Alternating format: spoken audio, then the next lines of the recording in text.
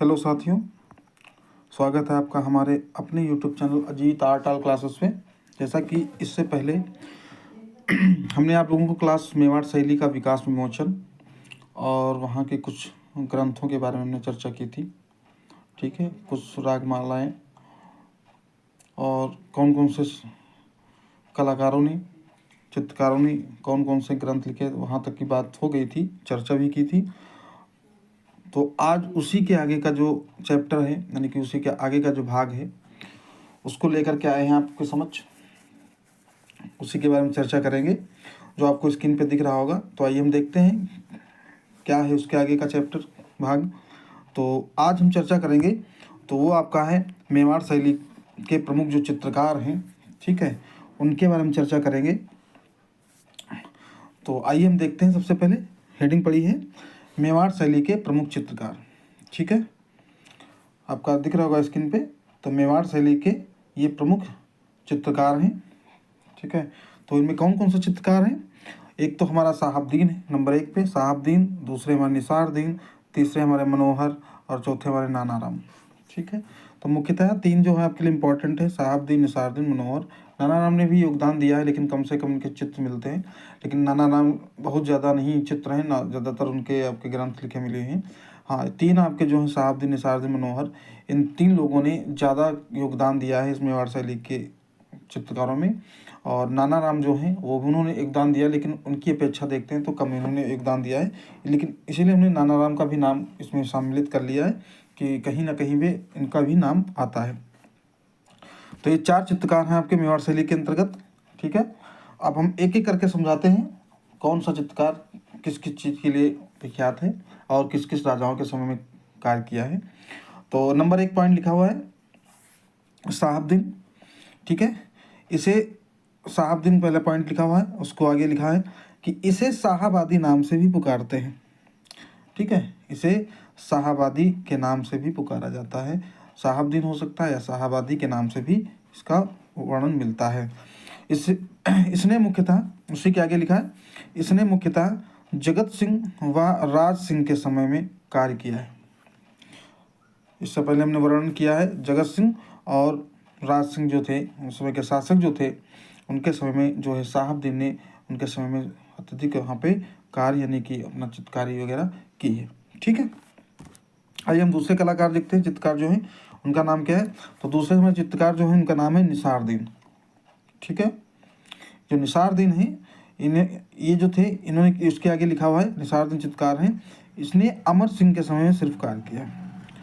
अलग अलग शासकों में देखिए, अलग अलग शासक, अलग अलग शासनकाल में अलग अलग चित्रकारों ने अपना कार्य योगदान दिया है, अपनी चित्रकारी की है। ठीक है, तो इसीलिए अलग अलग शासकों के नाम हैं अलग अलग चित्रकारों के अंतर्गत। जैसे हमने बताया साहबदीन जो थे वो जगत सिंह व राज सिंह के समय में कार्य किया। उसी के आगे आपका निसारदीन नंबर 2 पे है, तो इन्होंने सिर्फ अमर सिंह के समय में कार्य किया है। ठीक है, तीसरे जो आपके हैं मनोहर। ठीक है, इसी के आगे लिखा है इसने भी जगत सिंह व राज सिंह के में भी कार्य किया।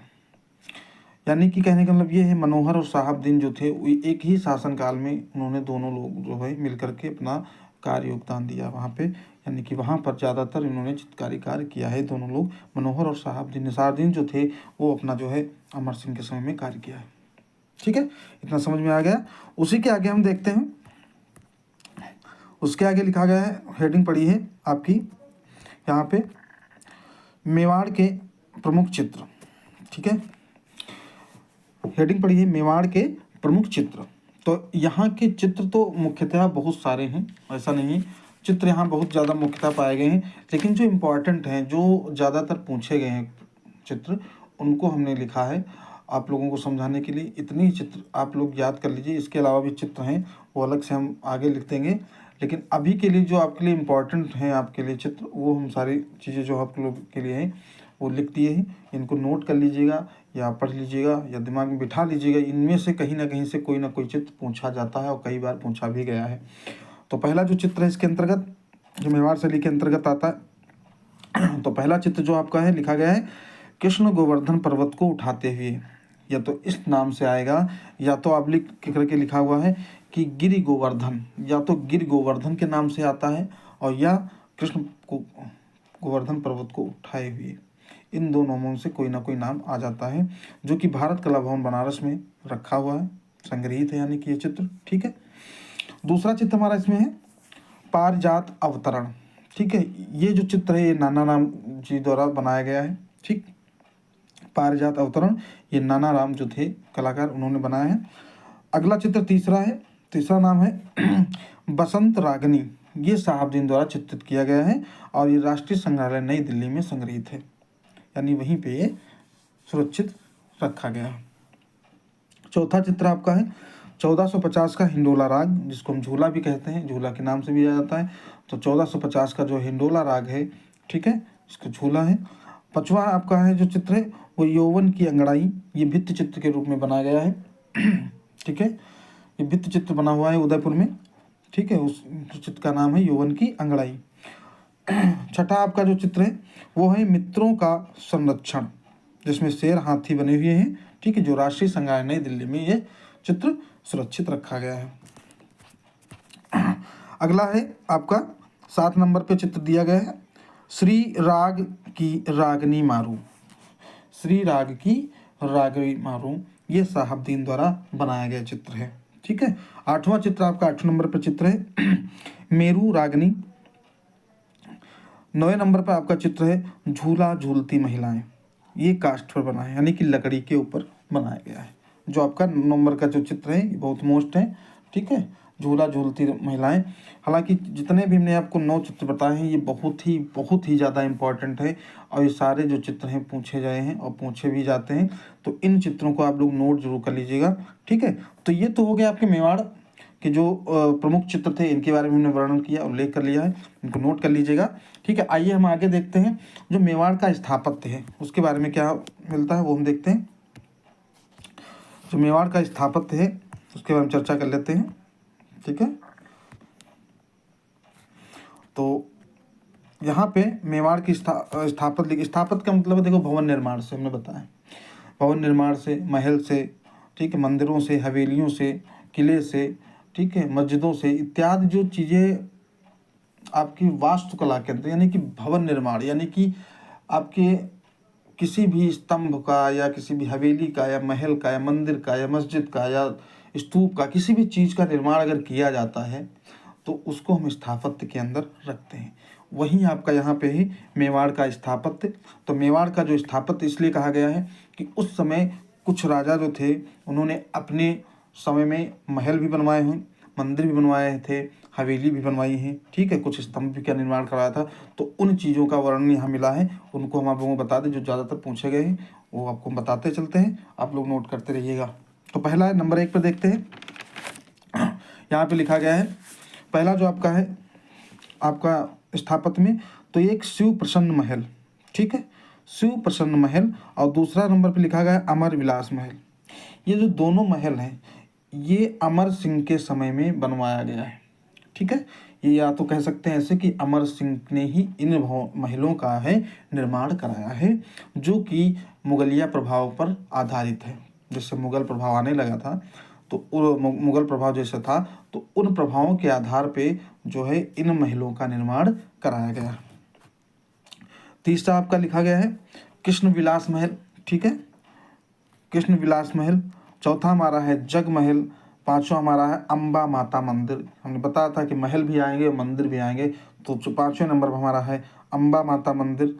6ठे नंबर पे हमारा है धवाई जी की हवेली। 7वें नंबर पर है एक लिंग मंदिर।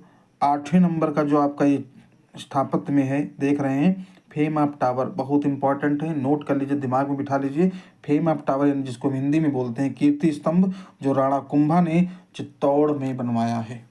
ठीक है, ये आपका बहुत ही मोस्ट है, ये इसको कतई मत भूलिएगा, इसको नोट करके लिखिए कि फेम ऑफ टावर कीर्ति स्तंभ राणा कुंभा ने चित्तौड़ में बनवाया है। ये कई बार पूछा भी गया है, पूछा भी जा सकता है। ठीक है, तो फेम ऑफ टावर कीर्ति स्तंभ जो है राणा कुंभा जो है उन्होंने चित्तौड़ में बनवाया। 9वें नंबर का जो आपका स्थापत्य है वो है विजय स्तंभ। ठीक है, जिसको हम विक्ट्री टावर के नाम से जानते हैं। ठीक है, विक्ट्री टावर के नाम से जानते हैं, जिसका निर्माण जो है कर्ण सिंह ने करवाया था। ठीक, तो ये जो आपके हैं 9 आपके स्थापत्य में बहुत ही महत्वपूर्ण आपके महल, हवेली, मंदिर और टावर, स्तंभ यानी कि हैं, तो इनको आप लोग नोट कर लीजिएगा, ये बहुत इंपॉर्टेंट है। ठीक है, उसी के आगे हम आप देखते हैं क्या लिखा हुआ है। तो मेवाड़ के प्राचीन नाम, यहाँ से एक नई चीज़ आपको देखने को मिलेगी। मेवाड़ के प्राचीन नाम, अभी तक तो हमने देखो बताया था कि राजस्थानी के इत्यादि नाम, राजस्थान के राजस्थानी शैली के इत्यादि नाम थे, कैसे राजस्थान पड़ा, कैसे राजस्थानी शैली नाम पड़ा। लेकिन अब क्या है कि मेवाड़ जो है आपकी शैली, मेवाड़ जो क्षेत्र राज्य है उसका नाम कौन से प्राचीन थे, तो उसके बारे में हम चर्चा करेंगे। तो मेवाड़ के जो प्राचीन नाम हैं वो एक है शिवदेश, दूसरा है मेदपाट, चौथा है प्रागवाद, और पहला है शिवदेश, दूसरा मेदपाट, तीसरा प्रागवाद और चौथा मीरठ। ये जो है मेवाड़ के प्राचीन नाम प्रचलित रहे हैं, जिनको कई लोगों ने अपने अपने क्षेत्रों में अलग अलग नाम से उच्चारित करते थे। तो वहीं ये नाम है शिवदेश, मेदपाट, प्रागवाद और मीरठ। इसमें पहला पॉइंट लिखा गया है कि मेदवाट से ही मेवाड़ नाम पड़ा, मतलब उसका जो उच्चारित सही नाम है वो मेवाड़ हो गया, यानी कि इसे कई जगहों का नाम होता है सुधार करके उसका नाम सही रखा जाता है, तो उसी तरीके से मेदवाट से ही मेवाड़ नाम रखा गया है। और मेवाड़ का अति प्राचीन नाम जो है माध्यमिका है। ठीक है, अगर कहा जाए, पूछा जा सकता है कि मेवाड़ का अति प्राचीन यानी कि सबसे पहले का जो नाम है उसका नाम है माध्यमिका। ठीक है, ये सबसे प्राचीन नाम है मेवाड़ का। दूसरा हमारा है पॉइंट्स में, उदयपुर झीलों के लिए प्रसिद्ध है और इसे झीलों की नगरी भी कहा जाता है। उदयपुर जो इसके अंतर्गत आता है, ठीक है, मेवाड़ के अंतर्गत, तो वो जो है झीलों के लिए जाना जाता है, बहुत प्रसिद्ध है क्योंकि वहाँ पर झीलें ज़्यादा हैं, इसलिए इसको झीलों की नगरी भी कहा जाता है। तो ये तो आपका अभी हमने बता दिया कि मेवाड़ का प्राचीन नाम क्या है। इससे पहले हमने स्थापत्य के बारे में बात कर ली और चित्रों के बारे में बात कर ली। ठीक है, इत्यादि चीज़ें जो हमने आपको बता दी हैं ये बहुत ही मोस्ट इम्पॉर्टेंट है। इनके बारे में आप लोग चित्रकार, ठीक है, आप लोग इतना याद रखिएगा कि यहाँ के जो चित्रकार हैं, चित्र हैं और स्थापत्य, ये ज़रूर याद रखिएगा, नोट कर लीजिएगा। और जो मेवाड़ के प्राचीन नाम ये भी नोट कर लीजिए। इसी के आगे का हम अगला पार्ट लेकर के अगली क्लास में आएंगे। ठीक है, छोटा छोटा करके इसलिए पढ़ा रहे हैं कि मेवाड़ शैली अगर हम एकदम से पूरी पढ़ा देंगे 1 घंटे की तो आप लोगों को समझ में कुछ नहीं होगा, ऊपर ऊपर निकल जाएगा, आप लोगों को कहीं से कुछ भी समझ में नहीं आएगा। इसीलिए थोड़ा थोड़ा खंड करके हम पढ़ा रहे हैं जिससे कि आप लोग समझते चलिए। ठीक है, और उम्मीद करते हैं कि आप लोगों को समझ में आ रहा है, और नहीं समझ में आ रहा तो कमेंट बॉक्स में कमेंट करिएगा। ठीक है, हम उसका आंसर ज़रूर अगली क्लास में देंगे। और वीडियो को शेयर ज़रूर करिए और लाइक करिए। ठीक है, कमेंट करिए और ज़्यादा से ज़्यादा लोगों को जुड़वाइए। ठीक है, परीक्षा आपके नज़दीक आती जा रही, थोड़ा सा प्रयास करिए पढ़ने का, इसलिए हम थोड़ा थोड़ा करके मेहनत करके आप लोगों को पढ़ा रहे हैं कंटेंट ला करके। तो आइए आने वाली क्लास तक के लिए सभी को हमारी तरफ से राधे राधे।